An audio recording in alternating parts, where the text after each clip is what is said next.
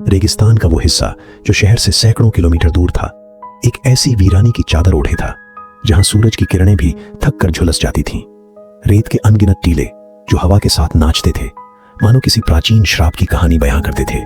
इस रेगिस्तान में एक जगह थी जिसे लोग मौत का कुआं कहते थे। नाम सुनकर ही रूह कांप जाती थी। ऐसा नहीं था कि वहां कोई असली कुआं था, ये एक गहरा गड्ढा था जो रेत के बीचों बीच अचानक प्रकट हो जाता था। कहते हैं यहां पानी की एक बूंद की तलाश में कई जिंदगियां रेत में समा गईं। कोई नहीं जानता था कि वो लोग कहां गायब हो गए। क्या रेत ने उन्हें निगल लिया या कोई और भयानक शक्ति थी जो उन्हें अपने साथ ले गई। रेगिस्तान के आसपास कुछ रहस्यमयी जगह थीं जहां पुराने खननकर्ताओं ने खनिजों की मौजूदगी के संकेत पाए थे। सोना, हीरे या शायद कोई अनमोल पत्थर। क्या था ये कोई पक्के तौर पर नहीं बता सकता था, लेकिन लालच ने कई साहसी और बेकरार लोगों को इस वीरानी की ओर खींच लिया। व्यापारी, खोजी और यहां तक कि आम लोग जो अपनी गरीबी से तंग आ चुके थे, इस रेगिस्तान में कदम रखते थे। मगर जो भी यहां आया वो कभी वापस नहीं लौटा। उनकी कहानियां हवा में गूंजती थीं, जैसे रेत के कणों में बिखरी कोई अधूरी चीख। स्थानीय लोग इस जगह से दूर रहते थे। बूढ़े बुजुर्ग बताते थे कि रात के समय रेगिस्तान में अजीब अजीब सी आवाजें सुनाई देती थीं, कभी किसी के रोने की, कभी किसी के चीखने की, और कभी ऐसी फुसफुसाहट जैसे कोई तुम्हारे कानों में कुछ कह रहा हो। पर जब पीछे मुड़कर देखो तो वहां सिर्फ रेत और सन्नाटा। कुछ लोग कहते थे कि मौत का कुआं कोई साधारण गड्ढा नहीं, बल्कि एक शापित द्वार है जो किसी दूसरी दुनिया की ओर खुलता है। जो लोग इसके करीब गए वो सिर्फ रेत में नहीं दफन हुए, बल्कि उनकी आत्माएं भी उस कुएं की गहराई में कैद हो गईं। एक बार कई साल पहले एक साहसी खोजी जिसका नाम था रमेश ने इस रेगिस्तान में कदम रखा था। उसने गांव वालों को बताया था कि वो मौत के कुएं का रहस्य सुलझाकर ही लौटेगा। उसने अपने साथ पानी, रस्सियां और कुछ औजार लिए थे। गांव वालों ने उसे रोकने की बहुत कोशिश की, लेकिन उसकी आंखों में लालच और जुनून की चमक थी। वो गया और फिर कभी नहीं लौटा। कुछ दिन बाद गांव के बाहर रेत पर उसका एक जूता मिला, बस न कोई निशान, न कोई सुराग। लेकिन रात को जब हवा तेज चलती थी, गांव वाले कहते थे कि रमेश की आवाज सुनाई देती थी। वो चीखता था, मुझे बचाओ, ये कुआं जिंदा है। अब सालों बाद एक नया समूह इस रेगिस्तान की ओर बढ़ रहा था। 4 लोग, 2 पुरुष, 1 महिला और एक युवा लड़का। उनके पास नक्शे, उपकरण और एक कैमरा था जिससे वो अपनी खोज को रिकॉर्ड करना चाहते थे। उनके चेहरों पर उत्साह था, लेकिन रेगिस्तान की गहराई में मौत का कुआं उनकी प्रतीक्षा कर रहा था। हवा में एक ठंडी सिहरन थी, जैसे कोई उन्हें चेतावनी दे रहा हो। हालांकि रेगिस्तान की वो भयावह कहानियां हर किसी को डराने के लिए काफी थीं, फिर भी कुछ लोग ऐसे थे जो मौत के कुएं के आसपास से गुजरते हुए किसी तरह अपनी जान बचाकर वापस लौट आए थे। लेकिन एक बात जो इन सभी लोगों में एक जैसी थी, वो ये कि कोई भी उस रेगिस्तान की गहराई में, जहां वो शापित कुआं था, कभी नहीं पहुंच पाया। शायद उनकी किस्मत ने उनका साथ दिया, या फिर रेगिस्तान की कोई अनदेखी शक्ति ने उन्हें और अंदर जाने से रोक लिया। ऐसे ही लोगों में से एक था कृपाल सिंह कुलर्स, एक साधारण सा ऊंट वाला जो रेगिस्तान के रास्तों पर सामान ढोने का काम करता था। कृपाल एक अनुभवी रेगिस्तानी था जिसके लिए रेत के टीलों और सूरज की तपिश से भरे रास्ते कोई नई बात नहीं थे। उसका ऊंट, जिसे वो प्यार से गंगा कहता था, उसका सबसे वफादार साथी था। गंगा की पीठ पर लदे सामान के साथ कृपाल रेगिस्तान के कठिन रास्तों को पार करता था, और उसकी जिंदगी साधारण थी। लेकिन उस एक दिन को छोड़कर, जब वो गलती से मौत के रेगिस्तान के करीब पहुंच गया, उस दिन आसमान में बादल छाए थे, जो रेगिस्तान में अपने आप में एक अजीब बात थी। कृपाल को एक दूर के गांव में सामान पहुंचाना था। रास्ता लंबा था और तेज हवाओं ने रेत को उड़ाकर नक्शे को धुंधला कर दिया था। कृपाल ने सोचा कि वो शायद रास्ता भटक गया है, लेकिन उसने गंगा पर भरोसा रखा। गंगा हमेशा रास्ता सूंघ लेता था, मगर जैसे ही वो उस वीरान इलाके में पहुंचा जहां रेत का रंग कुछ गहरा और ठंडा सा लगने लगा, गंगा अचानक रुक गया। कृपाल ने उसे हाँकने की कोशिश की, अपनी छड़ी से हल्का सा मारा, लेकिन गंगा टस से मस नहीं हुआ। उसकी आंखों में एक अजीब सा डर था और वो बार बार अपनी गर्दन पीछे की ओर मोड़कर कुछ देख रहा था, जैसे रेत में कोई चीज उसे घूर रही हो। कृपाल को भी कुछ अजीब सा महसूस हुआ। हवा में एक ठंडी सिहरन थी और चारों तरफ सन्नाटा ऐसा कि उसकी अपनी सांसें भी उसे चीखों जैसी लग रही थीं। उसने दूर देखा, जहां रेत के बीच एक गहरा गड्ढा दिखाई दे रहा था, मौत का कुआं। उस गड्ढे के आसपास की रेत सामान्य नहीं थी, वो काली और चिपचिपी सी लग रही थी, जैसे उसने सदियों से खून सोखा हो। कृपाल के मन में एक अजीब सा ख्याल आया, उसे लगा कि गड्ढे के अंदर से कोई उसे पुकार रहा है, एक धीमी फुसफुसाती आवाज जो कह रही थी, आ और पास आ। कृपाल का दिल तेजी से धड़कने लगा। उसने गंगा को फिर से हाँका, लेकिन इस बार गंगा ने पीछे की ओर कदम बढ़ाए और जोर जोर से चिल्लाने लगा। उसकी आवाज रेगिस्तान में गूंज रही थी और कृपाल को लगा जैसे उस गूंज में और भी आवाजें मिल रही हों, किसी के रोने की, किसी के चीखने की। उसने तुरंत गंगा को मोड़ा और पूरी ताकत से उस इलाके से दूर भागा। जब वो आखिरी बार पीछे मुड़ा तो उसे गड्ढे के पास रेत में कुछ हिलता हुआ दिखा, शायद एक छाया, शायद कुछ और, लेकिन वो रुका नहीं। वापस गांव पहुंचने के बाद कृपाल ने किसी को इस घटना के बारे में नहीं बताया। उसे डर था कि लोग उसे पागल समझेंगे। लेकिन उस रात जब वो अपने छोटे से झोपड़े में सोने की कोशिश कर रहा था, उसे फिर से वही फुसफुसाहट सुनाई दी। उसने खिड़की की ओर देखा, लेकिन वहां कुछ नहीं था, सिर्फ रेत जो हवा के साथ हल्के हल्के नाच रही थी। गंगा भी उस रात से कुछ बदल सा गया था। वो अब पहले जितना चंचल नहीं रहा। कृपाल को यकीन था कि गंगा ने उस दिन कुछ ऐसा देखा था जो उसकी समझ से परे था। कृपाल सिंह के लिए वो दिन कोई साधारण दिन नहीं था। रेगिस्तान की उस भयावह मुलाकात ने उसके दिल में एक ऐसा डर बिठा दिया था जो रातों को उसकी नींद उड़ा देता था। उसने मौत के कुएं के पास जो फुसफुसाहट सुनी थी, जो ठंडी सिहरन महसूस की थी और जो छाया रेत में हिलती दिखी थी, वो सब उसके दिमाग में बार बार घूमता था। गंगा, उसका ऊंट, भी उस दिन के बाद पहले जैसा नहीं रहा। वो अक्सर रात में बिना वजह चिल्लाने लगता, जैसे उसे कोई अनदेखी चीज ही परेशान कर रही हो। कृपाल को यकीन हो गया था कि उस रेगिस्तान में कोई खूनी रहस्य छुपा है, कोई ऐसी शक्ति जो जिंदा इंसानों को अपनी ओर खींचती है और फिर उन्हें रेत में दफन कर देती है। गंगा की वो बेचैनी, उसका अचानक रुक जाना और पीछे भागना, ये सब कृपाल के लिए एक चेतावनी थी। उसने ठान लिया कि वो दोबारा कभी उस इलाके की ओर नहीं जाएगा। लेकिन रेगिस्तान का वो रहस्य अब और लोगों को अपनी ओर खींच रहा था। शहर में एक नई खबर फैल रही थी। रेगिस्तान के उस वीरान इलाके में एक विशाल सोलर प्लांट लगाने की योजना बन रही थी। बड़े बड़े व्यापारियों और इंजीनियरों की नजर उस रेगिस्तान की बंजर जमीन पर थी, जहां सूरज की तपिश इतनी थी कि सोलर पैनल्स के लिए यह जगह किसी स्वर्ग से कम नहीं थी। लेकिन वो लोग अनजान थे उस खौफनाक सच से, जिसे कृपाल और कुछ अन्य लोग अपनी आंखों से देख चुके थे। सोलर प्लांट के लिए पहला कदम था सर्वे करना, और इसके लिए एक 5 लोगों की टीम बनाई गई थी। 3 इंजीनियर, 1 भूवैज्ञानिक और 1 स्थानीय गाइड। सर्वे टीम को शहर से रवाना होने में ज्यादा वक्त नहीं लगा। उनके पास आधुनिक उपकरण थे, जीपीएस, ड्रोन, मिट्टी की जांच के लिए मशीनें और एक वैन जो रेगिस्तान की कठिन परिस्थितियों के लिए खास तौर पर तैयार की गई थी। टीम का नेता अर्जुन मेहरा एक अनुभवी इंजीनियर था जो अपनी सख्ती और समय पर काम पूरा करने के लिए मशहूर था। उसके साथ थी रिया, एक युवा भूवैज्ञानिक जो इस प्रोजेक्ट को अपनी करियर की सबसे बड़ी उपलब्धि मान रही थी। संजय, एक तकनीकी विशेषज्ञ जो ड्रोन और जीपीएस का जादूगर था, और मीना, एक मृदा वैज्ञानिक जो मिट्टी की परतों में छुपे रहस्यों को पढ़ने में माहिर थी। गाइड के तौर पर उन्होंने चुना था रमजान को, एक स्थानीय बूढ़ा जो रेगिस्तान के रास्तों को अपनी हथेली की लकीरों की तरह जानता था। लेकिन रमजान ने एक शर्त रखी थी, वो मौत के कुएं के पास नहीं जाएगा। उसने साफ कहा, वहां रेत जिंदा है, वो बोलती है, और जो सुनता है वो वापस नहीं आता। टीम ने रमजान की बात को हल्के में लिया। अर्जुन को लगा कि यह सब स्थानीय अंधविश्वास है। उसने रमजान से कहा, बूढ़े, तुम सिर्फ रास्ता दिखाओ, बाकी हम देख लेंगे। रमजान ने कुछ नहीं कहा, बस चुपचाप अपनी छड़ी रेत में थपथपाई और वैन में बैठ गया। जैसे ही टीम रेगिस्तान की ओर बढ़ी, हवा में एक अजीब सी भारीपन महसूस होने लगा। सूरज की रोशनी अब भी तेज थी, लेकिन रेत के टीलों के बीच छायाएं कुछ ज्यादा ही लंबी और गहरी दिख रही थीं। ड्रोन उड़ाने की कोशिश में संजय को अजीब सी दिक्कतें आने लगीं। ड्रोन बार बार सिग्नल खो रहा था, जैसे कोई अदृश्य दीवार उसे रोक रही हो। रिया ने मिट्टी के सैंपल लेने शुरू किए, लेकिन उसे कुछ अजीब लगा। रेत के नीचे कुछ काले चिपचिपे धब्बे थे जो मिट्टी से ज्यादा किसी सूखे हुए खून जैसे दिखते थे। जब वो उस इलाके की ओर करीब पहुंचे जहां मौत का कुआं था, रमजान की बेचैनी बढ़ने लगी। उसने वैन को रोकने के लिए कहा, लेकिन अर्जुन ने उसकी बात अनसुनी कर दी। हमें सर्वे पूरा करना है, उसने सख्ती से कहा। लेकिन जैसे ही वो उस गड्ढे के करीब पहुंचे, वैन का इंजन अचानक बंद हो गया। सन्नाटा छा गया। रिया ने बाहर देखा और उसकी सांसें थम गईं। गड्ढे के किनारे पर रेत हल्के हल्के हिल रही थी, जैसे कोई उसमें से निकलने की कोशिश कर रहा हो। रमजान ने धीमी आवाज में कहा, मैंने कहा था यह जगह शापित है। और उसी पल हवा में एक ठंडी फुसफुसाहट गूंजने लगी, जैसे कोई उनके नाम पुकार रहा हो। सर्वे टीम का मिशन साफ था।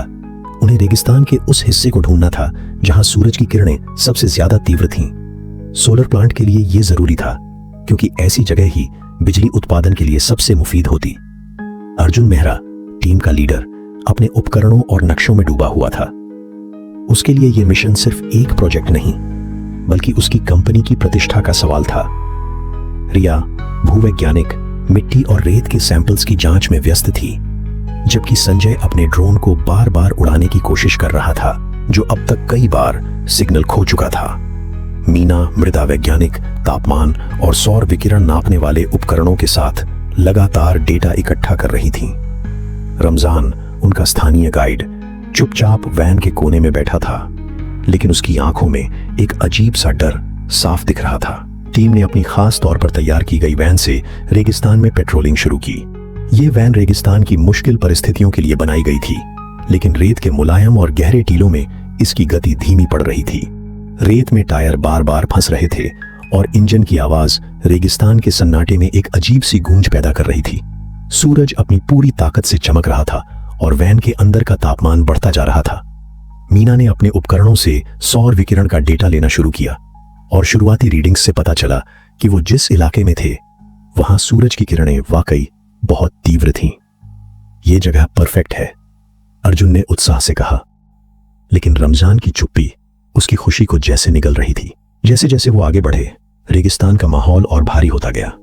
हवा में एक अजीब सी गंध थी, जैसे सड़ी हुई मिट्टी और कुछ और, जो शायद खून की बू थी। रिया ने रेत के कुछ सैंपल्स लिए और उसे फिर से वही काले चिपचिपे धब्बे दिखे। उसने अर्जुन को बताया, लेकिन अर्जुन ने इसे सामान्य खनिज जमा कहकर टाल दिया। संजय का ड्रोन अब पूरी तरह से बेकार हो चुका था। वो उड़ता तो था, लेकिन कुछ ही सेकंड बाद नीचे गिर जाता, जैसे कोई अदृश्य ताकत उसे खींच रही हो। रमजान ने धीमी आवाज में कहा, हमें वापस जाना चाहिए, ये जगह ठीक नहीं है। लेकिन अर्जुन ने उसकी बात को अनसुनी कर दिया। हमारा काम पूरा होने वाला है, बस थोड़ा और, उसने सख्ती से कहा। वैसे धीरे धीरे आगे बढ़ रही थी और तापमान नापने वाले उपकरण अब तक का सबसे ज्यादा रीडिंग दिखा रहे थे। लेकिन तभी रिया ने कुछ देखा। सामने रेत के बीचों बीच एक गहरा गड्ढा दिखाई दे रहा था, मौत का कुआं। उसकी गहराई ऐसी थी कि उसका अंत दिखाई नहीं देता था और उसके किनारे की रेत हल्के हल्के हिल रही थी, जैसे कोई सांस ले रहा हो। वैन का इंजन अचानक फिर से बंद हो गया और सन्नाटा ऐसा छा गया कि सबकी सांसें सुनाई देने लगीं। रमजान ने अपनी छड़ी जमीन पर पटकी और बोला, मैंने कहा था ये कुआं जिंदा है, ये हमें नहीं छोड़ेगा। उसकी आवाज में डर के साथ साथ गुस्सा भी था। रिया ने गड्ढे की ओर देखा। उसे लगा कि रेत में कुछ हिल रहा है, कोई छाया या शायद कोई आकृति। उसने अपनी टॉर्च जलाई, लेकिन रोशनी गड्ढे की गहराई में खो गई, जैसे वो किसी काले शून्य में चली गई हो। संजय ने कैमरा निकाला और रिकॉर्डिंग शुरू की, लेकिन स्क्रीन पर सिर्फ स्टैटिक दिख रहा था। मीना के उपकरणों ने अचानक बेतरतीब रीडिंग्स देना शुरू कर दिया। तापमान कभी 50 डिग्री तो कभी -10 डिग्री दिखा रहा था। अर्जुन ने सबको शांत रहने को कहा, लेकिन उसकी आवाज में भी अब हल्का सा डर झलक रहा था। तभी हवा में एक फुसफुसाहट गूंजने लगी। ये कोई साधारण हवा की आवाज नहीं थी, ये एक ऐसी धीमी ठंडी आवाज थी जो उनके नाम पुकार रही थी। अर्जुन, रिया, यहां आओ। आवाज इतनी साफ थी कि सबके रोंगटे खड़े हो गए। रमजान ने अपनी आंखें बंद की और कुछ बड़बड़ाने लगा, शायद कोई दुआ। लेकिन उसकी दुआ पूरी होने से पहले रेत में एक तेज कंपन हुआ। गड्ढे के किनारे की रेत अचानक नीचे की ओर खिसकने लगी, जैसे कोई चीज उसे अंदर खींच रही हो। वैन भी हल्के हल्के गड्ढे की ओर खिसकने लगी और टीम के चेहरों पर दहशत छा गई। मौत के कुएं का वो गहरा काला गड्ढा अब सिर्फ एक रहस्य नहीं था, वो एक भयानक जाल था जो सर्वे टीम की वैन को अपनी ओर खींच रहा था। रेत के नीचे से आने वाला कंपन तेज होता जा रहा था और गड्ढे के किनारे की रेत अब तेजी से नीचे की ओर खिसक रही थी। वैन के टायर रेत में फंस गए थे और वो धीरे धीरे लेकिन निश्चित रूप से उस शापित कुएं की गहराई की ओर फिसलने लगी। अर्जुन, जो अब तक अपनी सख्ती और आत्मविश्वास के लिए जाना जाता था, अब दहशत में चीख रहा था, ब्रेक लगाओ, ब्रेक लगाओ। ड्राइवर संजय अपनी पूरी ताकत से ब्रेक पर पैर रखे हुए था, लेकिन रेत की ढलान इतनी खतरनाक थी कि ब्रेक बेकार हो चुके थे। वैन का अगला हिस्सा अब गड्ढे के किनारे पर था और रेत की लहरें गाड़ी को निगलने के लिए तैयार थीं। रिया ने दरवाजा खोलने की कोशिश की, लेकिन वो जाम हो चुका था, जैसे कोई अदृश्य ताकत उसे बंद किए हुए थी। मीना अपने उपकरणों को कसकर पकड़े हुए थी, लेकिन उसकी आंखों में आंसू थे। रमजान, जो अब तक चुप था, जोर जोर से दुआ पढ़ रहा था। उसकी आवाज सन्नाटे में गूंज रही थी, लेकिन उसकी दुआओं का कोई असर नहीं हुआ। अचानक एक जोरदार झटके के साथ वैन ने संतुलन खो दिया। गड्ढे की ढलान ने उसे पूरी तरह अपनी गिरफ्त में ले लिया। टीम की चीखें रेगिस्तान में गूंज रही थीं, लेकिन वो चीखें जल्दी ही सन्नाटे में दब गईं। हजारों टन रेत जैसे किसी राक्षस की तरह गाड़ी के ऊपर गिरने लगी। वैन पलक झपकते ही गड्ढे की गहराई में समा गई और रेत ने उसे पूरी तरह दबा लिया। कुछ ही पलों में वहां सिर्फ एक चिकना टीला बचा था, जैसे कभी कोई वैन वहां थी ही नहीं। हवा में अब भी वही ठंडी फुसफुसाहट गूंज रही थी, लेकिन अब कोई सुनने वाला नहीं था। मौत का कुआं अपनी भूख मिटाकर फिर से शांत हो गया था। शहर में सोलर प्लांट प्रोजेक्ट की कंपनी को कई घंटों तक कोई खबर नहीं मिली। अर्जुन की टीम से आखिरी संपर्क दोपहर को हुआ था, जब उन्होंने एक संक्षिप्त मैसेज भेजा था कि वो एक उच्च सौर विकिरण वाले क्षेत्र में हैं। उसके बाद उनका जीपीएस सिग्नल गायब हो गया और रेडियो साइलेंट हो गया। कंपनी के अधिकारी बेचैन हो उठे। प्रोजेक्ट मैनेजर श्रीकांत वर्मा ने तुरंत अपने ऑफिस में एक आपातकालीन मीटिंग बुलाई। ये क्या हो रहा है, उसने अपनी टीम से पूछा, लेकिन किसी के पास जवाब नहीं था। कुछ लोग तकनीकी खराबी की बात कर रहे थे, तो कुछ ने रेगिस्तान की कठिन परिस्थितियों को जिम्मेदार ठहराया। लेकिन श्रीकांत को कुछ और ही शक था। उसने तुरंत सैटेलाइट इमेजरी मंगवाने का आदेश दिया। जब सैटेलाइट तस्वीरें आईं, तो सबके चेहरे सफेद पड़ गए। उस इलाके में जहां टीम आखिरी बार थी, सिर्फ एक विशाल रेत का टीला दिख रहा था। न कोई वैन, न कोई निशान, न कोई संकेत। लेकिन तस्वीर में कुछ ऐसा था जो हर किसी को परेशान कर गया। रेत के उस टीले के बीच में एक अजीब सी आकृति थी, जैसे किसी ने रेत पर एक विशाल टेढ़ा मेढ़ा चिन्ह बनाया हो। वो चिन्ह किसी प्राचीन भाषा का अक्षर लग रहा था, या शायद कोई शापित निशान।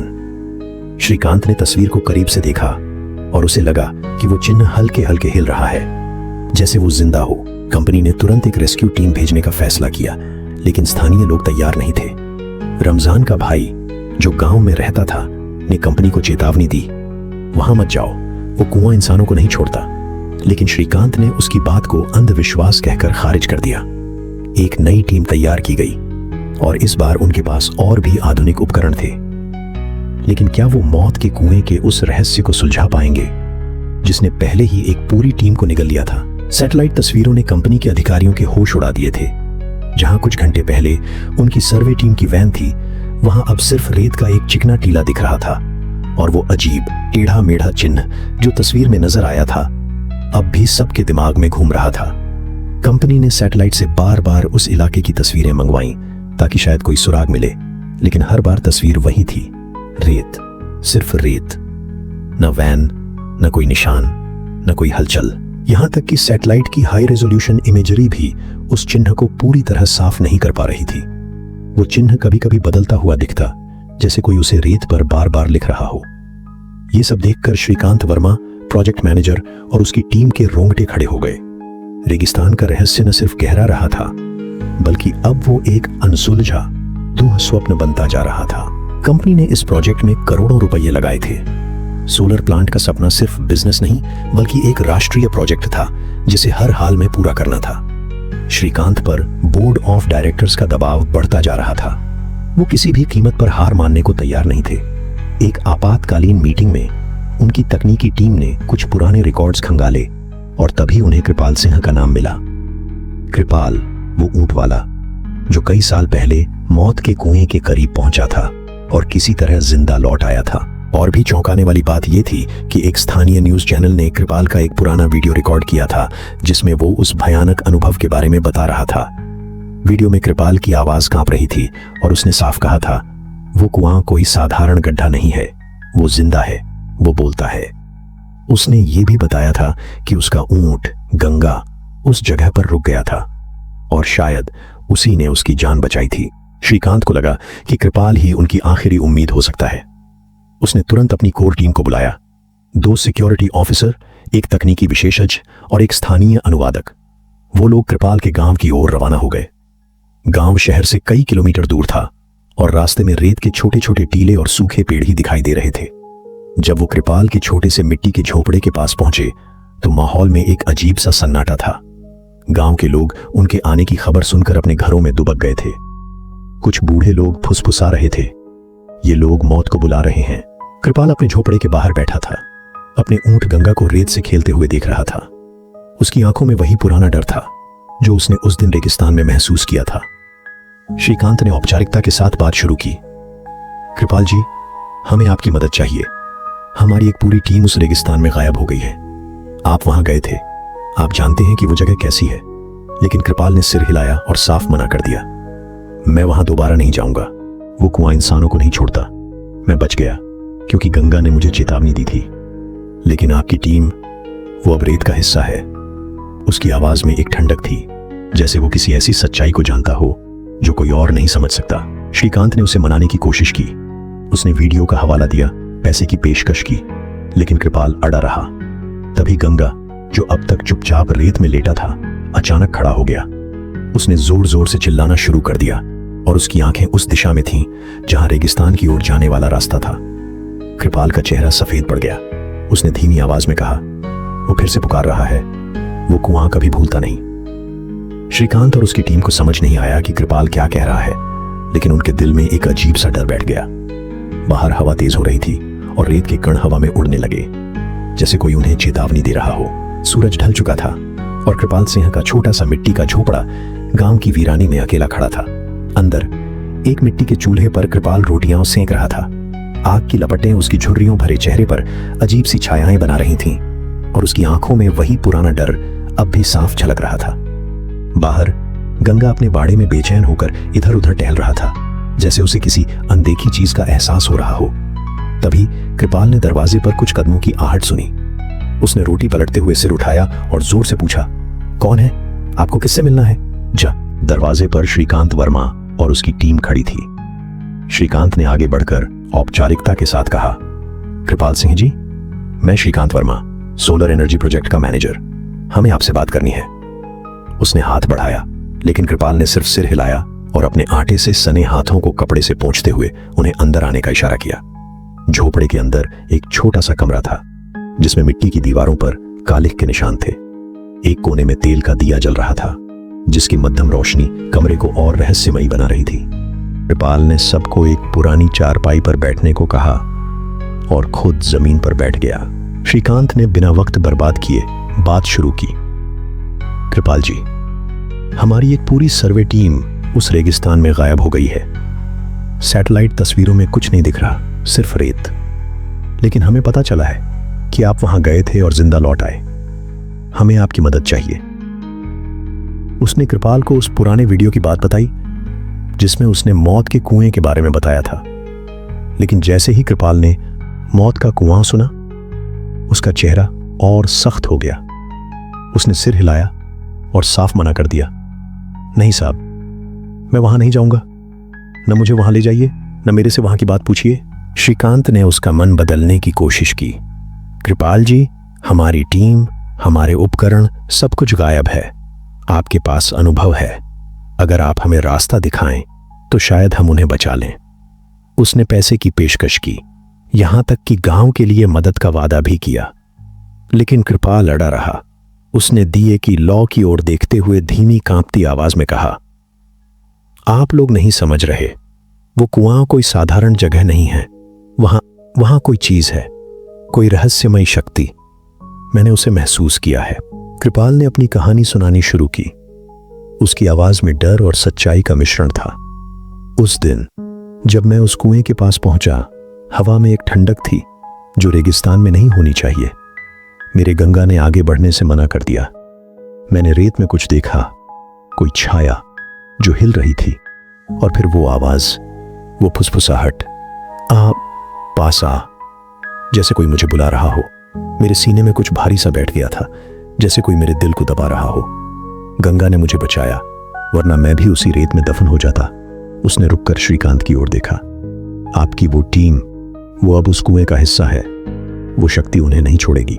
टीम के एक सिक्योरिटी ऑफिसर ने हंसने की कोशिश की।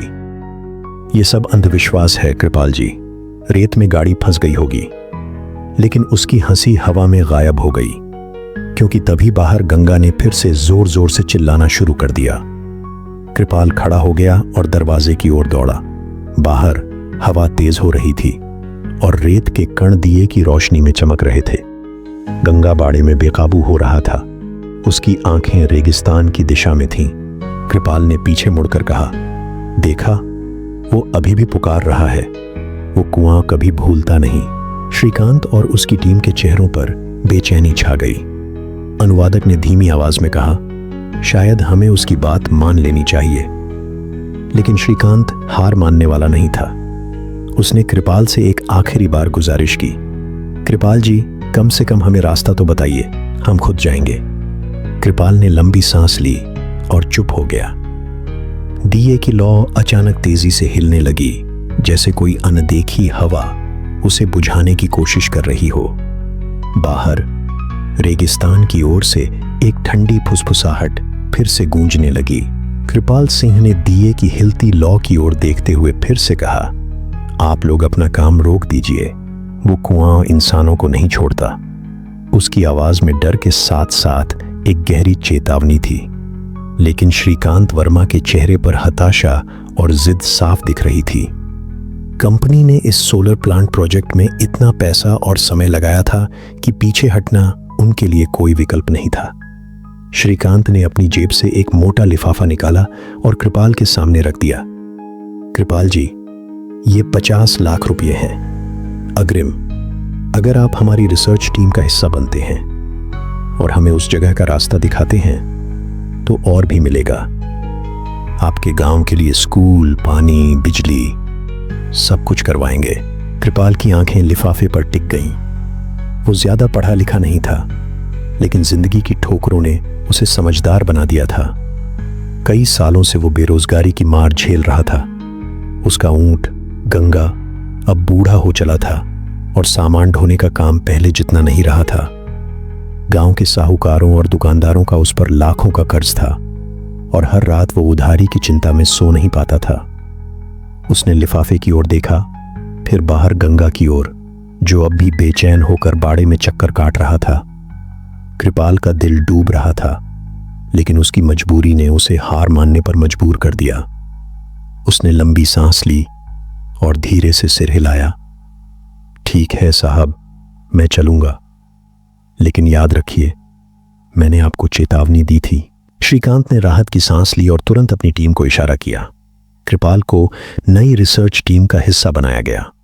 ये नई टीम पहले से ज्यादा तैयार थी। 2 सिक्योरिटी ऑफिसर, एक तकनीकी विशेषज्ञ, एक सैटेलाइट ट्रैकिंग एक्सपर्ट और एक अनुभवी ड्राइवर।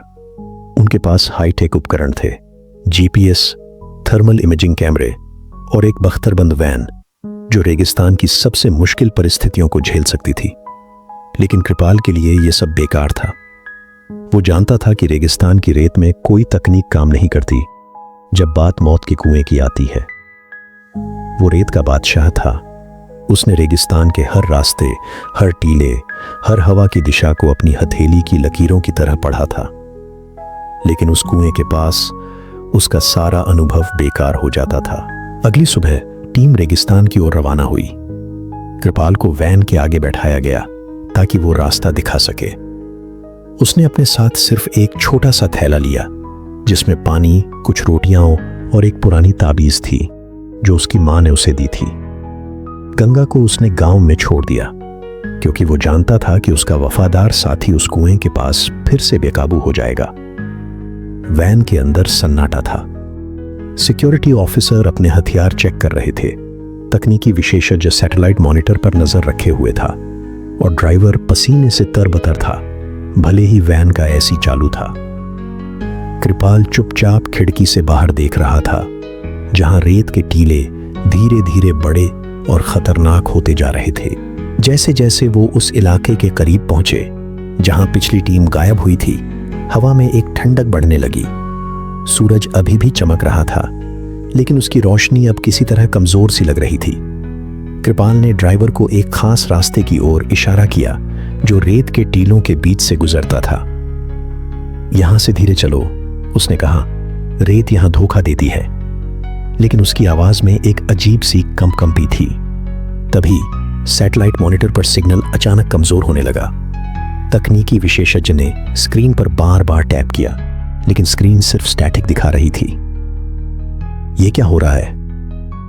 उसने बड़बड़ाते हुए कहा, लेकिन कृपाल ने जवाब नहीं दिया। उसकी नजर अब सामने की रेत पर थी, जहां एक गहरा गड्ढा धीरे धीरे नजर आने लगा था। मौत का कुआं। कृपाल सिंह को गांव वाले सिर्फ एक ऊंट वाला नहीं कहते थे, कुछ लोग उसे रेगिस्तान का जहाज भी बुलाते थे। ये नाम उसे इसलिए मिला था क्योंकि वो रेगिस्तान के उन रास्तों को भी जानता था जहां हवा की दिशा और रेत के टीले हर पल बदलते थे। रेत के इस समंदर में वो अपने ऊंट गंगा के साथ ऐसा नाविक था जो तूफानों में भी रास्ता ढूंढ लेता था। लेकिन आज जब वो उस शापित रेगिस्तान की ओर दोबारा कदम रख रहा था, उसका दिल डूब रहा था। वो जानता था कि मौत का कुआं कोई साधारण जगह नहीं थी। वो एक ऐसी शक्ति थी जो रेत के नीचे सांस लेती थी। फिर भी कर्ज और मजबूरी ने उसे इस खतरनाक मिशन का हिस्सा बना दिया था। नई रिसर्च टीम ने अपनी बख्तरबंद वैन को फिर से उस दिशा में मोड़ा जहां पिछली टीम गायब हो गई थी। लेकिन इस बार कृपाल ने वैन में बैठने से मना कर दिया। उसने अपने पुराने साथी गंगा को साथ लिया और फैसला किया कि वो वैन के आगे आगे ऊंट पर चलेगा। गंगा को रेत की हर हरकत का पता है, उसने श्रीकांत को बताया। उसकी आवाज में एक अजीब सा यकीन था। अगर कोई खतरा होगा तो वो मुझे पहले ही बता देगा।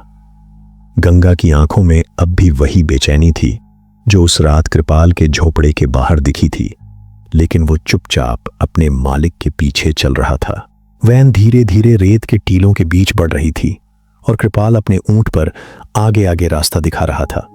सूरज अब सिर के ठीक ऊपर था और उसकी तपिश रेत को आग की तरह गर्म कर रही थी। लेकिन जैसे ही वो उस इलाके के करीब पहुंचे जहां मौत का कुआं था, हवा में एक अजीब सी ठंडक छा गई।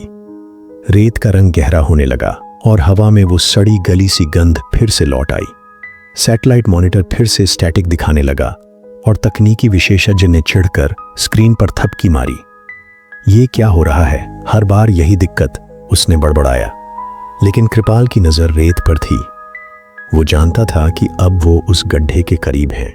कृपाल ने गंगा को हल्के से थपथपाया, जैसे उसे आश्वासन देना चाहता हो। वो उम्मीद कर रहा था कि गंगा की बेचैनी उसे खतरे की चेतावनी देगी, जैसा कि उसने पहले किया था। लेकिन इस बार कुछ अजीब था। गंगा शांत था, बहुत ज्यादा शांत। वो न तो रुका, न चिल्लाया, न ही उसने अपनी गर्दन पीछे मोड़ी, जैसा कि वो उस भयानक दिन किया था। कृपाल का दिल तेजी से धड़कने लगा।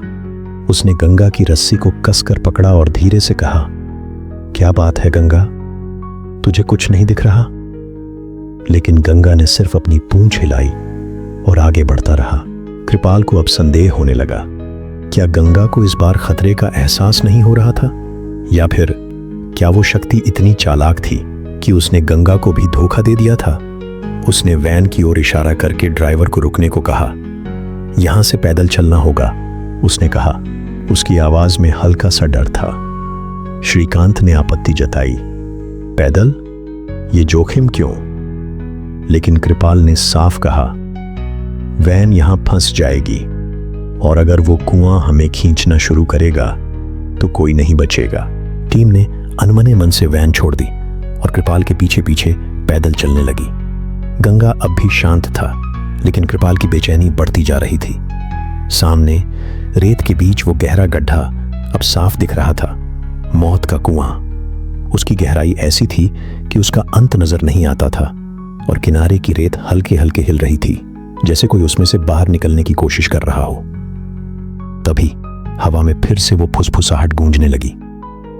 कृपाल, पास आ। आवाज इतनी ठंडी और साफ थी कि सारी टीम रुक गई। सिक्योरिटी ऑफिसर ने अपनी राइफल तान ली, लेकिन उसकी आंखों में डर साफ दिख रहा था।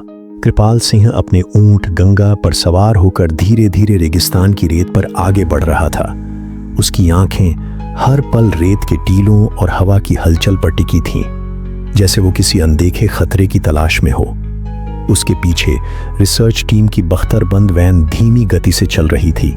टायरों की आवाज रेगिस्तान के सन्नाटे में एक अजीब सी गूंज पैदा कर रही थी।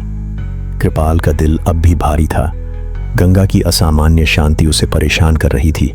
वो बार बार अपनी ताबीज को छूता, जैसे उससे कोई ताकत मिल रही हो, लेकिन हवा में वो ठंडी फुसफुसाहट अब भी गूंज रही थी। कृपाल पास आ, और हर बार उसकी रीढ़ में सिहरन दौड़ जाती थी। टीम के सिक्योरिटी ऑफिसर अपनी राइफल्स को कसकर पकड़े हुए थे, लेकिन उनकी आंखों में डर साफ दिख रहा था। तकनीकी विशेषज्ञ सैटेलाइट मॉनिटर पर बार बार सिग्नल चेक कर रहा था, जो अब पूरी तरह से बेकार हो चुका था। श्रीकांत, जो वैन के अंदर बैठा था, कृपाल को देख रहा था, लेकिन उसका ध्यान अब उस गहरे गड्ढे पर था जो अब धीरे धीरे सामने नजर आने लगा था। मौत का कुआं। उसकी गहराई ऐसी थी कि वो रेत के समंदर में एक काला शून्य लग रहा था, और उसके किनारे की रेत हल्के हल्के हिल रही थी, जैसे कोई उसमें सांस ले रहा हो। अचानक वैन के ड्राइवर ने कुछ महसूस किया। ये क्या हो रहा है? उसने चीखते हुए कहा, जब वैन की गति बिना किसी वजह के तेज होने लगी। उसने ब्रेक पर पूरी ताकत से पैर रखा, लेकिन ब्रेक बेकार हो चुके थे। वैन अब अपने आप तेजी से आगे बढ़ रही थी, जैसे कोई अदृश्य शक्ति उसे खींच रही हो। कृपाल ने पीछे मुड़कर देखा और उसका चेहरा दहशत से सफेद पड़ गया। रुको, रुको, उसने चिल्लाकर इशारा किया, लेकिन वैन अब बेकाबू थी। वो तेजी से कृपाल और गंगा को बगल से पार करती हुई आगे निकल गई, सीधे उस गड्ढे की ओर। गंगा अचानक बेचैन होकर चिल्लाने लगा और कृपाल ने उसकी रस्सी कसकर पकड़ ली।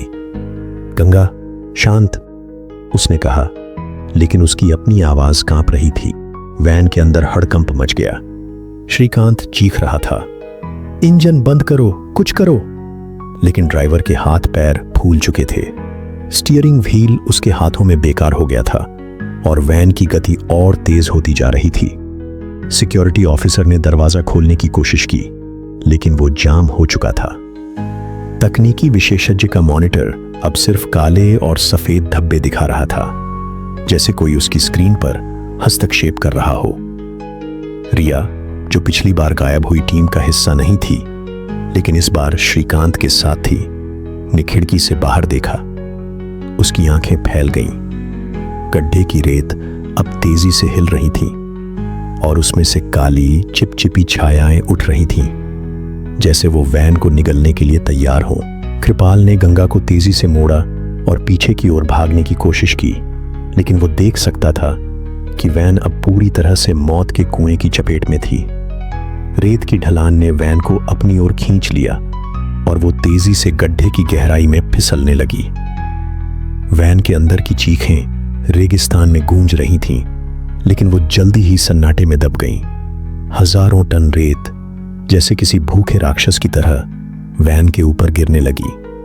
कुछ ही पलों में वैन पूरी तरह से गड्ढे में समा गई और रेत ने उसे निगल लिया। वहां अब सिर्फ एक चिकना टीला बचा था, जैसे कभी कोई वैन थी ही नहीं। कृपाल सिंह का दिल जोर जोर से धड़क रहा था। मौत के कुएं ने एक बार फिर अपनी भयानक शक्ति दिखा दी थी। रिसर्च टीम की बख्तरबंद वैन, जो कुछ ही पल पहले उसके पीछे चल रही थी, अब रेत के उस शापित गड्ढे में पूरी तरह समा चुकी थी। चीखें, जो कुछ सेकंड पहले रेगिस्तान में गूंज रही थीं, अब सन्नाटे में खो गई थीं। कृपाल ने गंगा की रस्सी कसकर पकड़ी और जोर जोर से चिल्लाया, साहब, श्रीकांत साहब, कोई है? उसकी आवाज रेगिस्तान की वीरानी में गूंज रही थी, लेकिन जवाब में सिर्फ हवा की सनसनाहट थी और वो ठंडी डरावनी फुसफुसाहट। कृपाल, तू बच नहीं सकता। कृपाल ने गंगा को थपथपाया, लेकिन उसकी अपनी सांसें अब बेकाबू हो रही थीं। उसने चारों ओर देखा। वो सुरक्षित खड़ा था गंगा के साथ, लेकिन उसके आसपास की रेत अचानक हिलने लगी। वो धीरे धीरे लेकिन लगातार कुएं की ओर फिसल रही थी, जैसे कोई अनदेखी ताकत उसे गड्ढे की गहराई में खींच रही हो। रेत के कण हवा में उड़ रहे थे और कृपाल को लगा कि वो कण उसके चेहरे पर कोई पैटर्न बना रहे हैं, कोई प्राचीन भयानक चिन्ह जो उसने सैटेलाइट तस्वीरों में देखा था। उसका मन चीखने को हुआ, लेकिन उसने खुद को संभाला। नहीं, मैं नहीं जाऊंगा। उसने बड़बड़ाते हुए गंगा की रस्सी खींची और उसे तेजी से पीछे की ओर मोड़ा। गंगा, जो अब तक असामान्य रूप से शांत था, अचानक बेचैन हो गया। उसने जोर से चिल्लाना शुरू कर दिया और अपने पैरों को रेत में गड़ाने लगा, जैसे वो उस जगह से जितना जल्दी हो सके भागना चाहता हो। कृपाल ने गंगा की आंखों में देखा और उसे वो पुराना डर फिर से दिखा जो उसने उस भयानक दिन देखा था। तू सही था गंगा, उसने धीमी आवाज में कहा। यह जगह शापित है।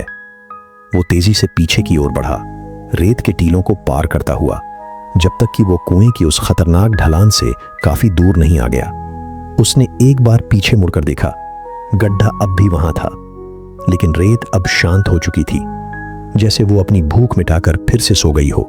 कृपाल जब गांव लौटा तो उसका चेहरा पसीने और डर से तरबतर था।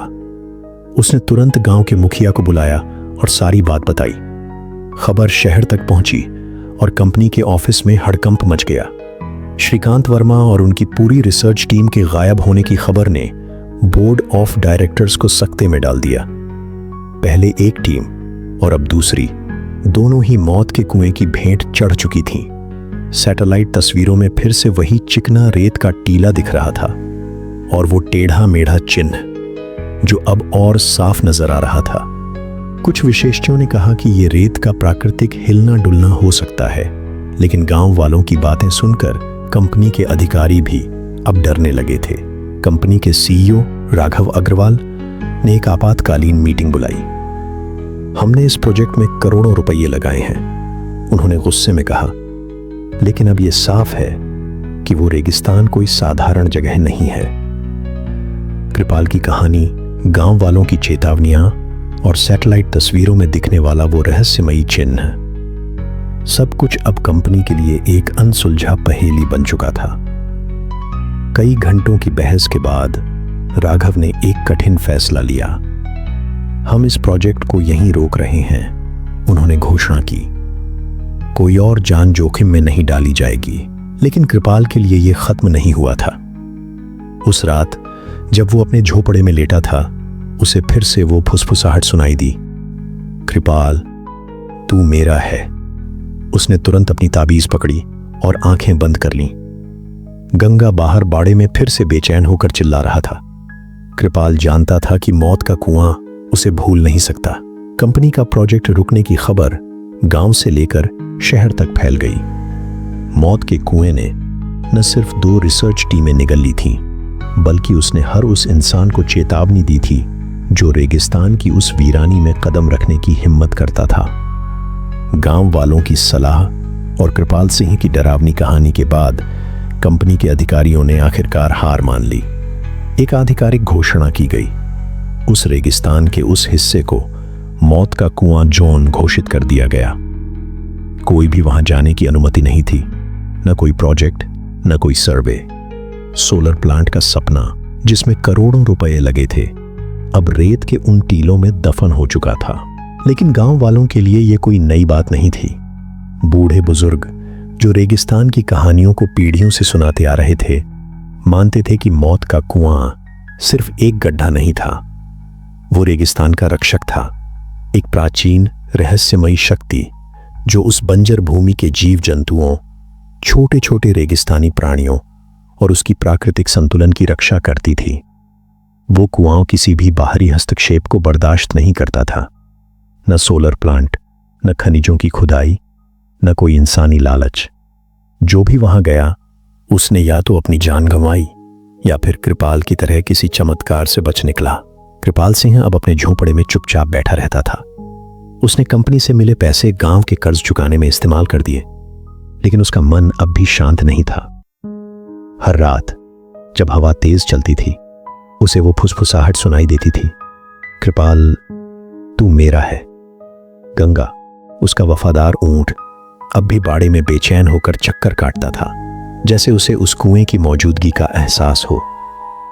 कृपाल ने गांव वालों को अपनी कहानी बताई और उसकी बातों ने एक नई किंवदंती को जन्म दिया। लोग कहने लगे कि वो कुआं और रेगिस्तान की आत्मा है जो अपनी जमीन को बचाने के लिए किसी भी हद तक जा सकती है। कंपनी ने उस इलाके को पूरी तरह सील कर दिया। सैटेलाइट तस्वीरों में अब भी वो टेढ़ा मेढ़ा चिन्ह दिखता था जो हर बार कुछ बदल जाता था, जैसे कोई प्राचीन भाषा में रेत पर संदेश लिख रहा हो। कुछ वैज्ञानिकों ने इसे प्राकृतिक घटना बताने की कोशिश की, लेकिन गांव वालों का यकीन था कि यह कुआं जिंदा है। वो बोलता है, वो पुकारता है, और वो अपनी सीमाओं में किसी को घुसने नहीं देता। कृपाल ने अपनी ताबीज को गले में डाल रखा था, लेकिन अब वो हर रात दिया जलाकर सोता था, जैसे वो रोशनी उसे उस कुएं की छाया से बचा सकती हो। रेगिस्तान अब भी शांत था, लेकिन उसकी गहराई में वो कुआं अपनी अनसुलझी कहानी के साथ सांस ले रहा था। कोई नहीं जानता था कि वो शक्ति क्या थी, कहां से आई थी या कब तक रहेगी, लेकिन एक बात साफ थी, मौत का कुआं रेगिस्तान का रक्षक था और वो अपने रहस्य को हमेशा अपने साथ रखेगा।